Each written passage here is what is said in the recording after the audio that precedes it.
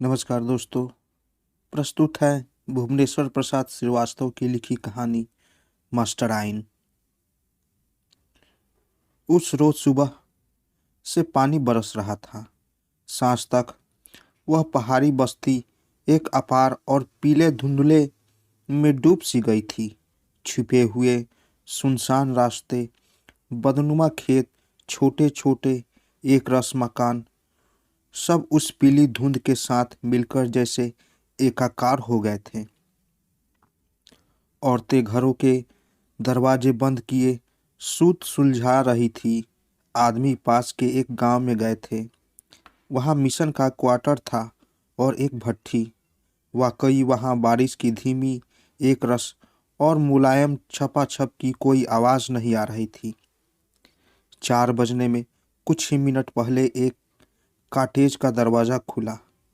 वह कॉटेज मामूली मकानों से भी नीची और छोटी थी। उसके चरमराते हुए लकड़ी के जीने से 5-6 लड़के लड़कियां उतर कर बूढ़े किसानों की तरह झुककर अपने बस्तों से बारिश बचाते चुपचाप घुमावदार रास्ते पर चलकर आंखों से ओझल हो गए।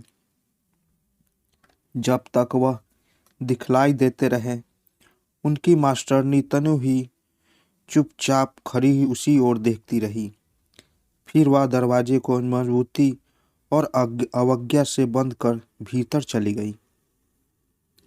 वह एक अधेड़ ईसाई औरत थी, कठिन और गंभीर। 2 साल पहले ईसाइयों के इस गांव में आकर एक हिंदुस्तानी मिशनरी की मदद से उसने यह स्कूल खोला था। इन 2 सालों में उसका चेहरा और भी लंबा, और भी पीला, और भी चिड़चिड़ा हो गया था। गांव में रहते हुए भी वह गांव से जैसे अलग थी। स्त्रियां उससे डरती थी, मर्द उसको एक मर्दानी अवज्ञा से देखते थे। आज के इतने नीले नीले पहाड़ों और घनी धुंध के सामने वह कांप सी उठी और दिन भर अपने दोनों हाथों को बगल में इधर उधर फिराती रही। उसके बाद बस्ती फिर सुनसान हो गई। सिर्फ एक बार मशराई ने अपना द्वार खोलकर झांका और तुरंत ही फिर बंद कर लिया। करीब 6 बजे, जब धुंध का पीलापन पहाड़ों के साथ नीला हो रहा था, आखिरकार बस्ती में एक मानव दिखाई दिया। लंबा रोगी सा एक 16-17 साल का लड़का, पुराना फौजी कोट पहने था। कॉलर के पास उसने अपनी मैली कमीज निकाल रखी थी। कीचड़ बचाने के लिए वह सड़क के इस तरफ से उस तरफ मेढकों की तरफ फुदक रहा था। लकड़ी के धुने हुए जीने पर आकर उसने संतोष की सांस ली और एक भीगे कुत्ते की तरह अपने आप को झाड़कर जीने पर चढ़ गया। लूसी बहन, बड़ा अंधेरा है। पास आते ही वह चिल्ला उठा। टूटू, मास्टरनी ने अपने हाथ छोड़कर कहा और फिर धीरे धीरे चलकर छत से टंगी हुई लालटेन जला दी। उस छोटे से गंदे और अंधेरे कमरे में रोशनी लालटेन से खून की तरह बहने लगी। इस बीच टुट्टू बारिश और रास्ते पर भुनभुनाकर अपने बड़े और भारी कोट को टांगने की जगह खोज रहा था। मैं कहता हूँ, तुम्हारे पास कोई कपड़ा है? कंबल का टुकड़ा उकरा, मैं जूते साफ करूँगा। मास्टरनी ने चुपचाप झुककर उसके जूते साफ कर दिए। टुट्टू बराबर अपने जूतों की तरफ देखता हुआ नहीं नहीं कर रहा था। मास्टरनी ने वैसे ही झुके झुके पूछा, घर पर सब अच्छे हैं? मेरे पास तुम्हारे लिए सैकड़ों खत हैं। सिर्फ मुरली तुमसे खफा है। तुमने उसके मोजे खूब बुने, पर जारे से नीली पड़ी जा रही है। उसने अपनी बहन को खत दे दिए और रोशनी के पास आकर अपने भीगे बालों पर हाथ फेरने लगा। बीच बीच में वह कुछ बुदबुदा उठता था। मास्टरनी ने पत्रों से सिर उठाकर उसकी तरफ देखती और फिर पढ़ने लग जाती। अब उसने खत एक और रखकर इस 16 साल के लंबे चिकने युवक की तरफ देखा और उसके बारे में सोचना शुरू किया। वह इसके बिल्कुल बचपन के बारे में सोचने लगी, जबकि उसके गर्म मुलायम जिस्म को चिमटाकर वह एक पके हुए फल की तरह हो जाती थी। तुम खत नहीं पढ़ रही हो? उसने सहसा घूम कर कहा। पढ़ लिया। और वह फिर उसी तरह हथेलियों को बगल में भींचे इधर उधर टहलने लगी। उसका भाई खड़ा खड़ा उसकी तरफ देखता रहा और यह देखकर कि वह खत पढ़ चुकी है, बुदबुदा सा उठा। मुरली के मोजे। और मम्मी ने कहा है। मास्टर ने जैसे चाकू से काटा। और पापा कैसे हैं? टुट्टू ने भारों सा मुंह बनाकर कहा, वैसे ही। पापा रोगी, परित्यक्त, उपेक्षित, उसे कभी न लिखते थे और इसलिए उसे कुछ मांगते भी न थे। तुम क्या करते हो? मैं रोज सवेरे शाम पादरी तिवारी के साथ काम करता हूँ। मम्मी जान ले अगर मैं काम न करूँ। मुरली और मम्मी झमकती फिरती हैं। तुम मर्द हो, उसकी बहन ने जैसे स्वप्न में कहा और वह फिर वैसे ही टहलने लगी। मैं 2 साल में पादरी हो जाऊंगा, टुटू ने कुछ गर्व और कुछ दिल्लगी में कहा। कुछ देर बाद वह दोनों चुप रहे। मास्टरनी ने एक संदूक पर बैठकर जल्दी जल्दी बुनना शुरू किया। बीच बीच में एक अजीब और कड़वी मुस्कान उसके पीले और दागदार होठों पर छा जाती थी।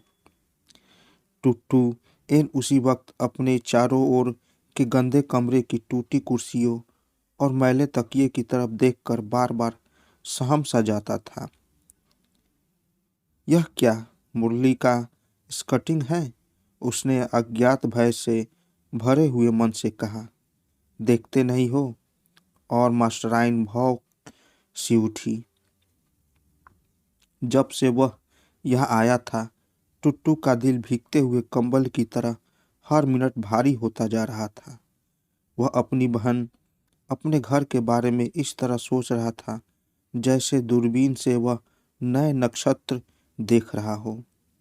खिड़कियां बिल्कुल अंधी हो रही थी। मैले और ऊनी बादल जैसे ठीक धरती पर ही आ जमे थे। किसी के पैरों को जीने पर शोर हुआ। 2 छोटी छोटी लड़कियां हाथ पकड़े हुए अंदर आई। वह गबरून की ऊंची ऊंची फ्राकें पहनी थी और उसके चेहरे पर किसानों की सी झुलस थी। उसमें से बड़ी लड़की ने खाट पर एक मैली चाम चीनी की प्लेट रख दी। उस पर एक लाल रुमाल पड़ा था। फिर अपनी छोटी बहन का हाथ पकड़कर वह खड़ी हो गई। तुम क्या प्लेट चाहती हो? मास्टरनी ने बिला सिर उठाए पूछा। दोनों लड़कियों ने एक साथ सिर हिलाकर कहा, हाँ।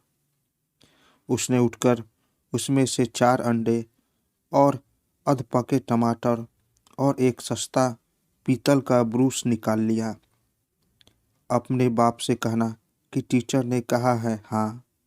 और उसने खड़े होकर फिर दोनों हाथ बंगलों में भींच लिए। लड़कियां चुपचाप जैसे आई थी चली गई। टुट्टू उनको बराबर एक विचित्र दिलचस्पी से देखता रहा। उनके जाने पर वह उठकर पूरा पूरा खिड़की की तरफ मुंह कर कर बोला, तुम चाय नहीं पीती लूसी बहन?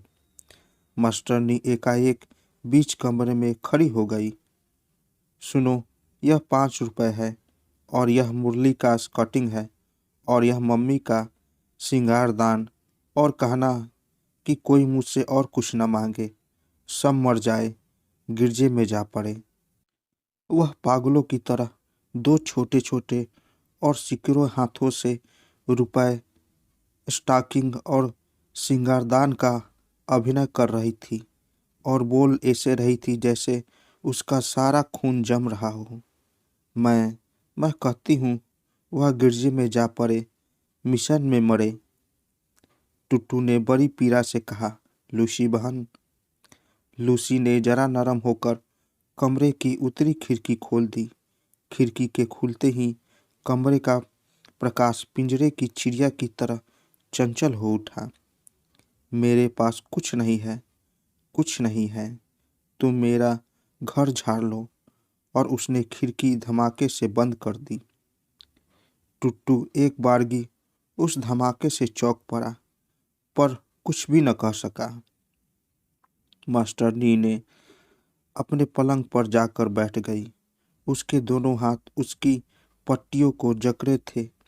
आज सारी जिंदगी के छोटे बड़े घाव अचानक धसक गए थे। कुछ सोचने की ताब उसमें न थी। सिर्फ एक गुटुल धीमा दर्द उसके सारे अस्तित्व में लहराने लगा था, और अब बाहर रिसकर जैसे उसे डुबा देना चाहता था। टुट्टू ने सहसा कड़ाई से कहा, लूसी बहन।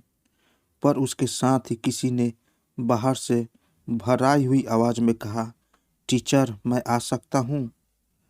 टुट्टू उस तरफ बढ़ा, पर घृणा से दौड़ते हुए मास्टरनी ने दरवाजा आधा खोल बाहर जाकर बंद कर लिया।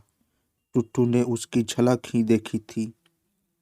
वह एक बुझे हुए चेहरे का अधेड़ किसान था, ऐसे जैसे संडे को गिरजों में टोपियां उतारकर भीख मांगते हैं।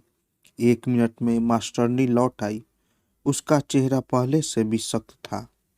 उसने टुट्टू को देखकर उधर से मुंह फेर लिया और अपने आप बुदबुदाकर कहा, मैं ही क्यों? तुमसे कोई मुझे सरोकार नहीं। तुम लोगों से मैं पूछती हूँ। और वह हथेलियों को बगलों में भींचकर और तेजी से टहलने लगी। मैं जैसे जिंदी दफना दी गई हूँ, पर मुझे कब्र की शांति तो दे दो। वह वाकई हाथ फैलाकर शांति मांग रही थी। टुट्टू गुमसुम बैठा हुआ रोशनी को घूर रहा था। सहसा उसने टुट्टू का हाथ पकड़ लिया। जाओ सो। टुट्टू ने आज्ञा का पालन किया, लेकिन जब वह लेट गया तो मैली और सिली दीवार की तरफ मुंह करके रो उठा। पहले तो धीरे धीरे और फिर जोर जोर से। मास्टरनी वैसे ही टहल रही थी, फिर चूर होकर उसी चारपाई पर गिर पड़ी।